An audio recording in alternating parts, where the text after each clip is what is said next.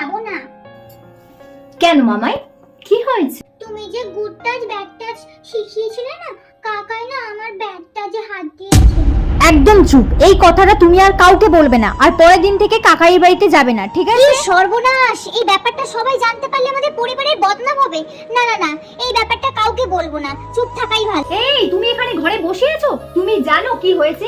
একটা মেয়েকে রেপ করে তাকে কিভাবে নৃশংসভাবে মেরে, না জানি মেয়েটার কত কষ্ট হয়েছে, না জানি তার বাবা মার কি হচ্ছে। প্রত্যেকটা মানুষের জাস্টিস চাইছে, আর তুমি ঘরে বসে আছো। এই চুপ করো তো, এসব কথা আমাকে একদম বলবে না। দুদিন পরে সমস্ত কিছু ঠিক হয়ে যাবে। বেকার বেকার শুধু এই আন্দোলন করছে। এটা যদি আমাদের সন্তানের সাথে যদি হতো। একদম বড় বড় কথা বলবে না। যেদিন সন্তান হবে সেদিন আমি ভেবে দেখবো, ঠিক আছে? ছোটবেলায় যে জিনিসটা আমার সাথে হয়েছে সেটার প্রতিবাদ আমি করতে পারিনি, তবে এই প্রতিবাদটা আমি করবই।